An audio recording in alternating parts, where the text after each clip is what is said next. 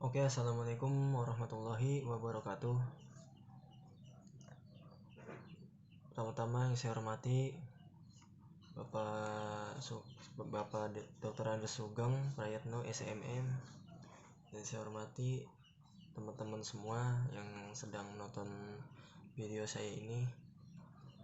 Dan di sini saya akan mempresentasikan tentang hukum perbankan. Oke, langsung aja. Hukum perbankan, hampir semua pelaku usaha pernah berhubungan dan melakukan transaksi dengan bank, baik sebagai nasabah penyimpanan dana maupun sebagai nasabah pinjam dana. Hubungan antara pelaku usaha dan pihak perbankan demikian dekat dan saling ketergantungan satu dengan lainnya. Lanjut lagi. Bank adalah badan usaha serta cara dan proses dalam melaksanakan kegiatan usahanya. Selanjutnya disebut pula bahwa bank adalah badan usaha yang menghimpun dana dari masyarakat dalam bentuk simpanan dan menyalurkan kepada masyarakat dalam bentuk kredit dan atau bentuk-bentuk lainnya dalam rangka meningkatkan taraf hidup rakyat banyak.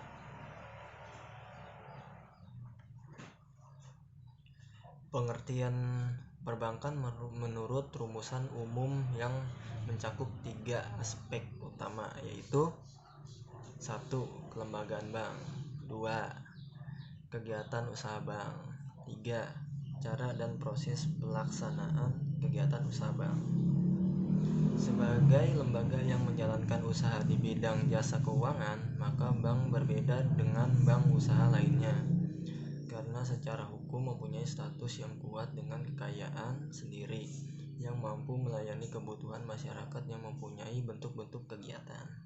1. Menghimpun dana, 2. Menyalurkan dana, 3. Memberikan jasa keuangan. Lanjut.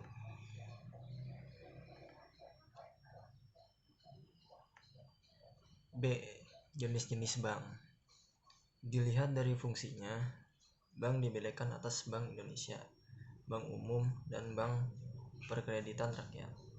Bank Indonesia diatur dengan Undang-Undang Nomor 23 Tahun 1999 tentang Bank Indonesia, sedangkan bank umum dan bank perkreditan rakyat BPR diatur dalam Undang-Undang Nomor 7 Tahun 1992, sebagaimana telah dirubah oleh Undang-Undang Nomor 10 Tahun 1998 tentang perbankan.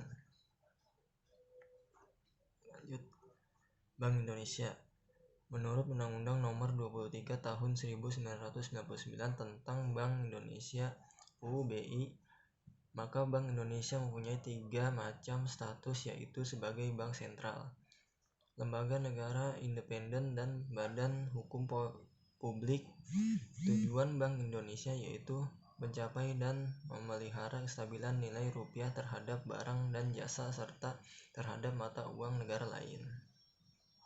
Kestabilan rupiah yang dimaksud adalah kestabilan nilai rupiah terhadap barang dan jasa diukur dengan atau tercermin dari perkembangan laju inflasi. Jangka waktu dari kredit. Kredit jangka pendek yang jangka waktu pengembaliannya kurang dari 1 tahun. Kredit jangka menengah yang jangka waktu pengembaliannya antara lain 1 tahun sampai 3 tahun. Kredit jangka panjang yang jangka waktunya pengembaliannya lebih dari 3 tahun. Oke, lanjut. Batas maksimum pemberian kredit yang berdasarkan pada ketentuan-ketentuan Bank Indonesia. Bank Indonesia menetapkan ketentuan mengenai batas maksimum pemberian kredit atau pembiayaan berdasarkan prinsip syariah, pemberian jaminan, penetapan investasi, surat berharga, atau hal lain yang yang serupa yang dapat dilakukan oleh bank kepada peminjam atau sekelompok peminjam yang terkait, termasuk kepada perusahaan-perusahaan dalam kelompok yang sama dengan bank yang bersangkutan. Batas maksimum sebagaimana yang dimaksud dalam ayat 1 tidak boleh melebihi 30% dari modal bank yang sesuai dengan ketentuan yang ditetapkan oleh Bank Indonesia. Permohonan kredit. Untuk mengajukan permohonan kredit, calon nasabah akan diminta untuk mengisi formulir yang telah disusun dan disediakan oleh bank tersebut. Kemudian pemohon kredit diharuskan untuk melampirkan beberapa dokumen penting yang dapat membantu pihak bank menentukan apakah kredit bank dapat diberikan atau tidak. Bank umum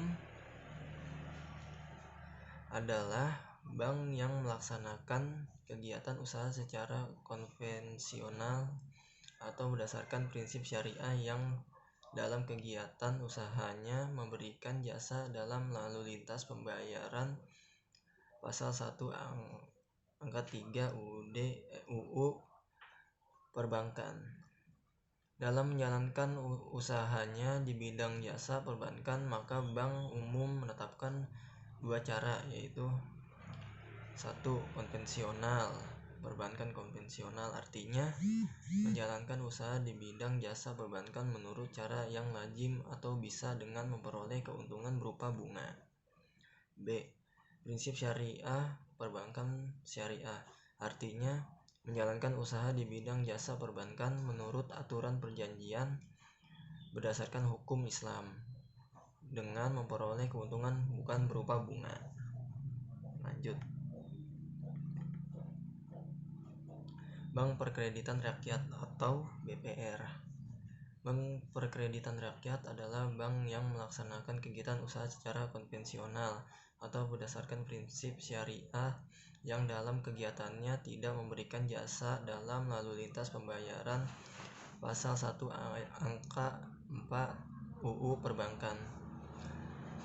Pengertian tidak mengerti jasa dalam lalu lintas pembayaran meliputi tidak menerima simpanan berupa giro yang tunduk pada lalu lintas pembayaran, baik secara tunai maupun dengan surat berharga atau pemindahan bukuan. Bank Syariah.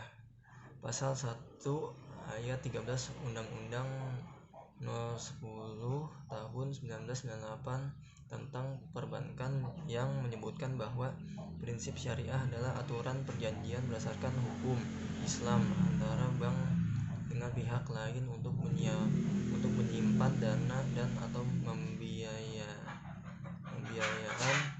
kegiatan usaha atau kegiatan lainnya yang dinyatakan sesuai dengan syariah, antara lain pembiayaan berdasarkan prinsip bagi hasil mudharabah, pembiayaan berdasarkan prinsip pernyataan modal musyarakah, prinsip jual beli barang dengan memperoleh keuntungan murabahah, atau pembiayaan barang modal berdasarkan prinsip sewa murni tanpa pilihan jarah, atau dengan adanya pilihan memindahkan pemilikan atas barang yang disewa dari pihak bank oleh pihak lain, atau bisa disebut ijarah wa iktinah. Lanjut. Penghimpunan dana perbankan. Salah satu jenis usaha perbankan adalah menghimpun dana dalam bentuk simpanan. Pengertian menghimpun dana fundraising adalah kegiatan usaha mencari dan mengumpulkan dana dari masyarakat luas dengan menggunakan strategi tertentu, sehingga masyarakat mau menanamkan dana di bank dalam simpanan. Lanjut. Dana fundraising adalah giro. Giro itu adalah simpanan yang Penarikannya dapat dilakukan setiap saat dengan menggunakan cek. 2. Deposito berjangka. Deposito berjangka adalah simpanan yang penarikannya hanya dapat dilakukan pada waktu tertentu berdasarkan perjanjian antara nasabah penyimpan dengan bank. 3. Sertifikat deposito. Sertifikat deposito adalah simpanan dalam bentuk deposito berjangka yang bukti simpanannya dapat dipindah tangankan. Ciri-ciri sertifikat deposito diterbitkan oleh bank dengan klausula atau tunjuk dengan jangka waktu tertentu dan diperjualbelikan sebagai instrumen pada uang bunga dibayar di muka dan dapat dijadikan jaminan. Tabungan adalah simpanan yang penarikannya hanya dilakukan menurut syarat tertentu yang disepakati tetapi tidak dapat ditarik dengan cek billiot, giro, dan alat lainnya yang dipersamakan dengan itu. Kredit perbankan. Sumber pembiayaan melalui kredit perbankan atau pinjaman bank atau loan merupakan salah satu sumber dana yang sangat populer dalam kegiatan usaha. Pinjaman tersebut dapat berupa pinjaman yang berasal dari satu bank ataupun dari beberapa bank yang disebut dengan kredit sindikasi atau syndicated loan. Prinsip kepercayaan yang harus dimiliki terhadap nasabah debiturnya bahwa kredit yang diberikan akan sangat bermanfaat dan yang lebih penting adalah kepercayaan terhadap kemampuan nasabah tersebut untuk membayar kembali utang kreditnya berikut bunga dalam jangka waktu yang telah ditentukan. Percayaan ini harus berdasarkan analisis yang dilakukan terhadap pemohon kredit dan usaha. Lanjut. Tahap-tahap yang harus dijalankan oleh pemohon kredit antara lain sebagai berikut. 1. Pemohon kredit untuk mengajukan permohonan kredit, calon nasabah akan diminta untuk mengisi formulir yang telah disusun dan disediakan oleh bank tersebut. Kemudian pemohon kredit diharuskan untuk melampirkan beberapa dokumen penting yang dapat membantu pihak bank menentukan apakah kredit bank dapat diberikan atau tidak. 2. Analisis kredit. Dokumen-dokumen tersebut kemudian dianalisis oleh kepala bagian kredit berdasarkan ketentuan-ketentuan yang berlaku dalam bank yang bersangkutan. 3. Persetujuan kredit. Hasil analisis kredit tersebut kemudian disampaikan kepada direksi bank dan diperiksa oleh komite kredit untuk diteliti dan kemudian ditentukan apakah disetujui atau ditolak. 4. Perjanjian kredit. Perjanjian kredit pada umumnya merupakan perjanjian baku atau standar kontrak yang telah disediakan oleh pihak bank melalui divisi hukumnya untuk menyusun ketentuan yang akan dimuat dalam perjanjian kredit. 5.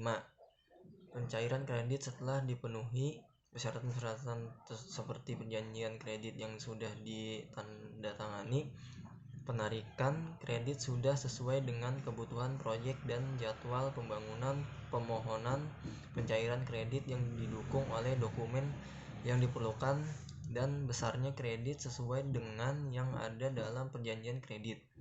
Maka pencarian kredit itu dapat dilakukan dalam bentuk tunai, dikirimkan ke rekening nasabah melalui transfer, atau juga dikirim ke rekening perusahaan yang berhubungan langsung dengan pemohon kredit. 6. Penawaran kredit. Mengingat banyak terjadi kredit macet akibat kelalaian bank dalam melakukan pengawasan, maka pengawasan kredit dapat dilakukan dengan menggunakan administrasi kredit yang memadai. Kewajiban pemohon kredit memberikan laporan secara berkala menyangkut produksi, penjualan, utang piutang, laporan neraca rugi dan laba laporan tenaga kerja. Kewajiban account officer untuk menguji proyek penerima dana, konsultasi manajemen yang terprogram antara penerima kredit dan bank, sistem peringatan pada administrasi bank yang mengenai permohonan kredit. Lanjut. Pelunasan, penyelamatan kredit dan kredit bermasalah. Apabila penerima kredit telah memenuhi kewajibannya dengan membayar bunga dan membayar lunas seluruh utang pokoknya sesuai dengan jadwal dalam perjanjian kredit, maka kreditnya dinyatakan lunas dan jaminan yang dipegang oleh bank akan dikembalikan kepada penerima kredit. Hal ini disebut lunasan kredit. Oke, lanjut. Surat Keputusan Direksi Bank Indonesia nomor 31/147 Kepdir tanggal 12 November 1998 telah mengelompokkan kolektibilitas kredit yang dilihat dari kemampuan membayar penerima kredit menjadi 5, yaitu 1. Kredit lancar atau pas, yaitu pembayaran tepat waktu.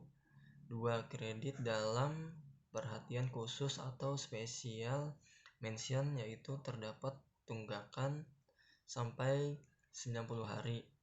3. Kredit kurang lancar atau substandar, yaitu terdapat tunggakan antara 90 sampai 180 hari. 4. Kredit yang diragukan atau doubtful, yaitu terdapat tunggakan antara 180 sampai 270 hari. 5. Kredit macet atau loss, yaitu terdapat tunggakan pembayaran utang pokok dan bunga yang melampaui 270 hari. Lanjut.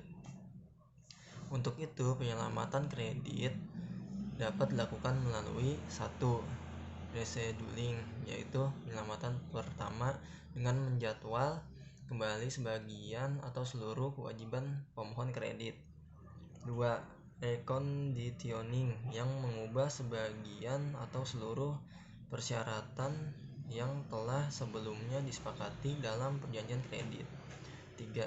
Restructuring, yaitu mengubah komposisi dari dana yang dipinjamkan untuk pembiayaan usaha. 4. Rescheduling, reconditioning, dan restructuring, yaitu penyelamatan pada penerima kredit yang mengalami kesulitan dalam melaksanakan kewajiban pembayaran pada bank. 5. Execution, yaitu merupakan tindakan terakhir apabila tindakan lain tidak ada yang berhasil dan bank dapat menyerahkan pengurusan kredit tersebut kepada urusan piutang negara sesuai dengan Undang-Undang Nomor 49 PRP tahun 1960 tentang panitia urusan piutang negara, atau menyerahkan perkara tersebut ke pengadilan negeri. Dalam menyelesaikan kredit macet, bank dapat menyerahkan penagihan kepada kejaksaan berdasarkan Undang-Undang No. 51 tahun 1991 tentang Kejaksaan Republik Indonesia. Lanjut.